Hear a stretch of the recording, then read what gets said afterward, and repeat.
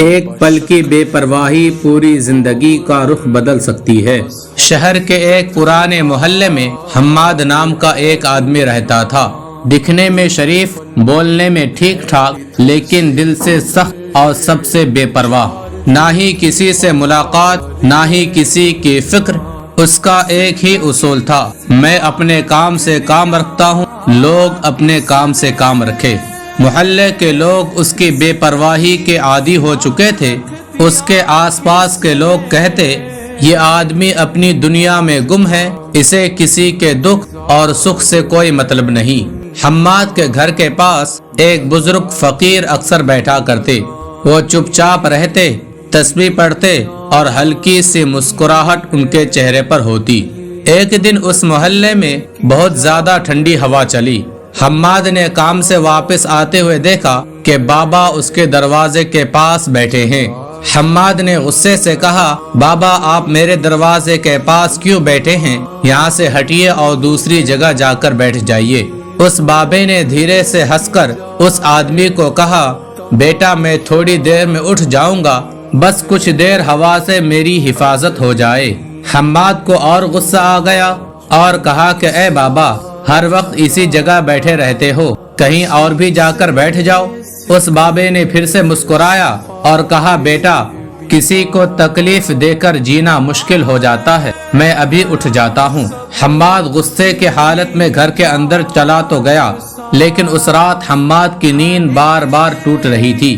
عجیب بے چینی ہو رہی تھی، ایسا لگ رہا تھا کہ جیسے کوئی اس کو بلا رہا ہے۔ صبح اذان سے پہلے دروازے پر زور زور سے دستک ہوئی۔ حماد نے غصے سے کہا کہ کون ہو؟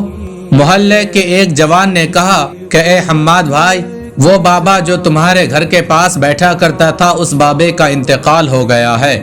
حماد ایک دم سے رک گیا اور کہا کہ کون بابا؟ وہ بابا جس کا نام نور تھا، کیا وہ ٹھیک ہے؟ حماد نے تیزی کے ساتھ دروازہ کھولا اور دروازہ کھول کر فوراً اس جگہ دوڑا جہاں لوگ موجود تھے۔ بابے کا چہرہ آخری بار دیکھ کر اس کا دل تھر تھرا گیا۔ چہرے پر وہی پرسکون مسکراہٹ جیسے اب بھی دعا دے رہا ہو۔ ایک جوان نے کہا، ان کے آخری لفظ یہ تھے کہ میں کسی کو دکھ دے کر جینا نہیں چاہتا۔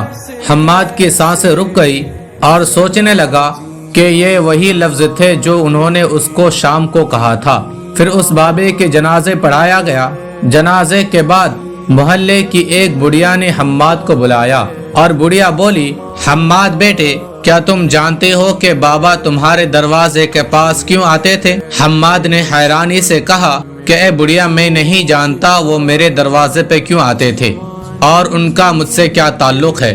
بڑھیا نے آنسو بھری آنکھوں سے کہا، حماد بیٹا، وہ تمہارے والد کے قریبی دوست تھے۔ جب تم پیدا ہوئے تھے تمہاری ماں نے ان سے کہا تھا کہ اس بچے کے لیے ہمیشہ دعا کرنا اور ان کا خیال رکھنا۔ تب سے وہ روز دور سے تم پر نظر رکھتے تھے۔ ان کا کہنا تھا کہ اس لڑکے کا دل کبھی نہ کبھی بدل جائے گا۔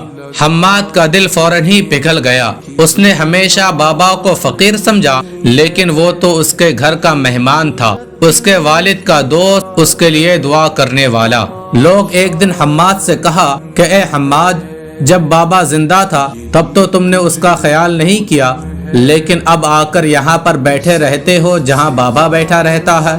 محلے میں پہلی بار حماد کو کسی نے مسکراہٹ سے سلام کیا۔ حماد کے دل میں سکون کا ایک نیا دریا بہنا شروع ہو گیا۔ ایک دن دوپہر کے وقت ایک چھوٹا سا بچہ حماد کے گھر کے پاس گر گیا۔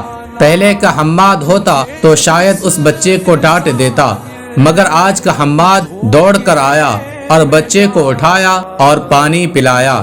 تب بچے نے پوچھا، انکل آپ کو غصہ نہیں آیا؟ حماد کی آنکھوں میں آنسو آ گیا۔ اس نے کہا، بیٹا ایک نیک بزرگ مجھے غصے سے زیادہ محبت سکھا گیا۔ بچہ بولے، اچھا وہ کون؟ تو حماد نے آسمان کی طرف دیکھا، ایک مہمان جو چلا گیا لیکن مجھے زندہ کر گیا۔